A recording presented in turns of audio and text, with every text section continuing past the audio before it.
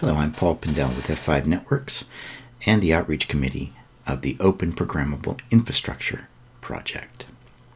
I'm here to show you a demo today of running NGINX on an ARM-based DPU platform.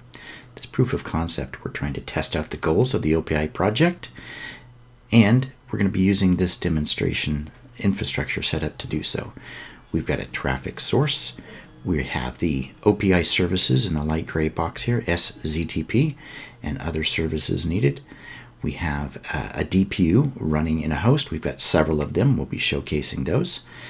And we'll be running Red Hat single node OpenShift and an NGINX proxy on that.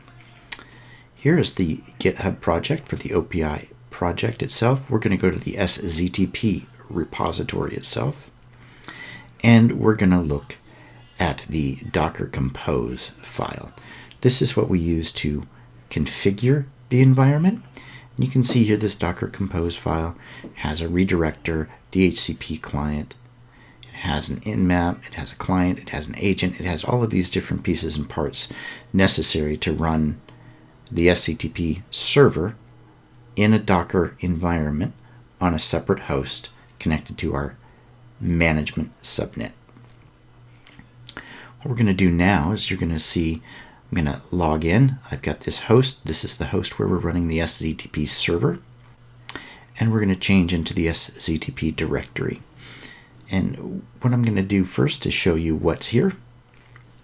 And you can see that I've got these scripts, and one of those scripts that and we've done this with Docker, and we're using our Docker Compose YAML file is how we configure the SZTP server. I'm going to show you the differences, what we've had to do differently from the base template that's in the repo. We had to specify which version of the image, x86 or ARM. This is the ARM version that we want to build an image for. And we had to change to say this is host mode rather than a simulated network, OPI network mode. Again, the SHA for the ARM64 version, and again, network mode equals host. Specifically for our DHCP environment, we had to set up the IP addresses that are in our range and remove the ones that are in the other range. Again, set up the network mode host, and for nmap, network mode host, so on and so forth for every single one of these.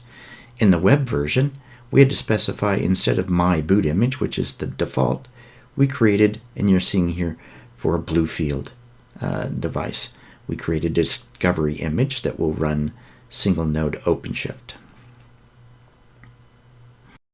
And you can see we left a few pieces out because we're not running them. And in another file, you'll notice that we've got the configuration scripts, the pre and post. We left those the same. And there's a running JSON template. We had to change in that file. We had to change the names of the boot images to point to our boot image.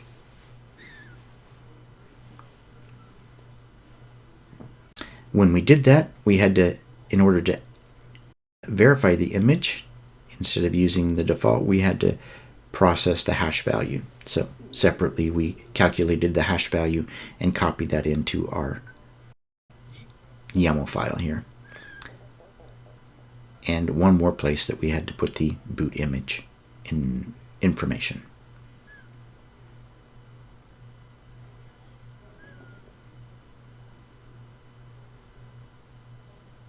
All right, the next thing that we're going to do here is we're going to actually take a look at that Docker Compose file that we've got running, that YAML file. And you can see here that it's listening on different ports. Here's the image files that were the images, the ARM image that we're trying to use. Here are the addresses we're using in our environment for DHCP. And you'll notice the network mode equals hosts in all of these. Now the first thing that we've got to do is we're going to shut down the Docker Compose environment just to make sure that it's clean and there's nothing running, and we're deleted all the files that are necessary. Then we're going to bring it up. We're going to bring up this environment, the Bootstrap, Redirector, DHCP, and Web Services. So these are Docker components, and we're bringing them up. And what you'll notice here, I'll scroll back up to the top, is that it has built that image, the images that we need. You can see that in dark blue. So it built the containers that we needed. The next section, it's showing that they are running, they were created. And you'll see that it is attaching, and the redirector spins up and is spitting out its log output.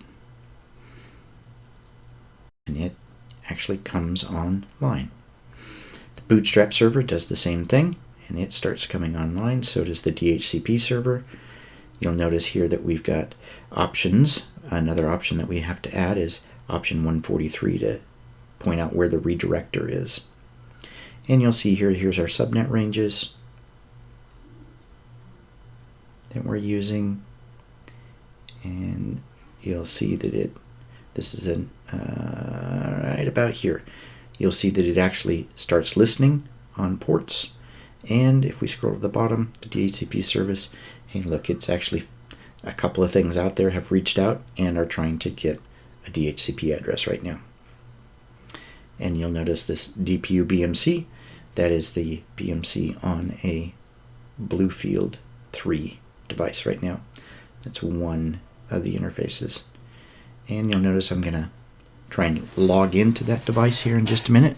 When it gets a full address, there are two instances here. We're going to log into the other one when the second DHCP address comes online. And you notice there it has come online, so we'll go ahead and SSH to that device.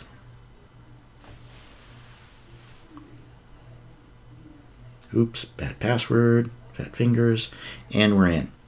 And you'll notice that we're into this device, and we're logged in as Ubuntu. I'll show you the directory structure where we're at. And you can see that my image has been transferred over to this device. What happened, and you'll see the certs are here as well. So those certs are available. We authenticated the device, and it transferred the image that we want to boot. We can, I'm not showing you on this device, but on this Bluefield, but we can then take that device, put it in a bootable location, change the boot location on the Bluefield, and it would install single node OpenShift. Then we're going to come back out, and what we're going to show next is how we got these keys on here. We had to put these keys on here because there isn't a TPM or an HSM in this environment. Alright, and here we are. We're going to go to the SZTP directory again, show you that there is a scripts directory. We'll change to that, and there are some scripts that we can run. I'm going to run the keys one to show you how I created these keys. And simply that's all it does, is it finds the keys that are in the Docker instances they're running, pulls those certificates out, drops them in the temp directory, and you can see them here in the temp directory, and we can SCP those to the DPU so they might be able to be used. So what we're going to wait for here is I'm going to show you the next part of this back-end process, copying these cards over to a Intel Dayton Peak DPU. So earlier we were working with the Bluefield. Now we're using the very same SZTP setup, haven't changed the configuration at all, and we're going to show logging into an Intel Dayton Peak that got its own DHCP address. It's up and running.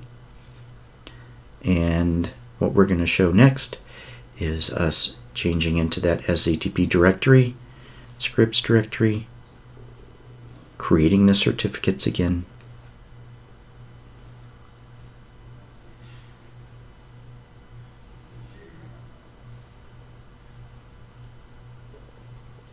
Once those certificates are created,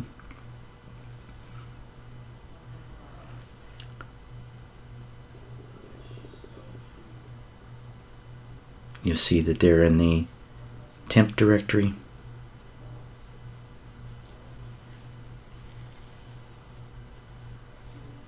And now we're going to SCP those certificates to the Intel Date and Peak card.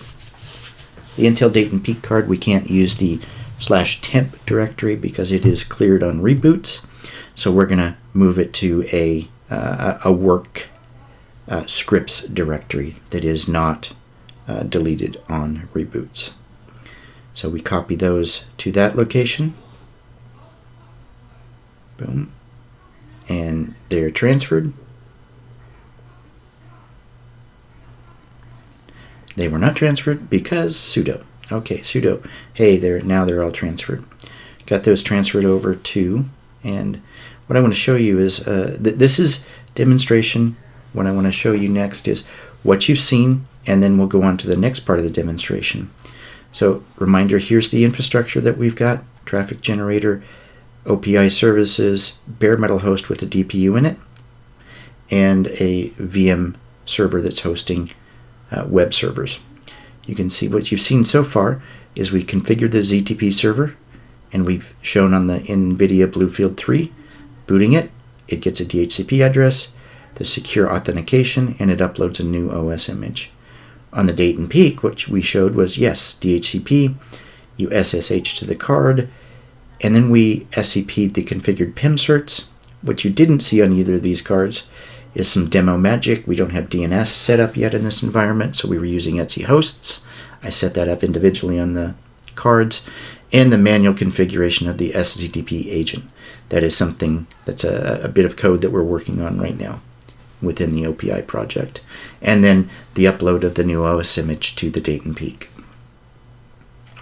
So what you're going to see next is this. What you're about to see is the Marvell OCTEON 10 DPU running NGINX. So we're going to show you on a host that's on the external network connected to the DPU that's also on the external network. We're going to show an NGINX proxy running on Red Hat, single node OpenShift, on a DPU inside a bare metal host. And it's going to proxy traffic to NGINX web servers that are running on Red Hat OpenShift inside another host.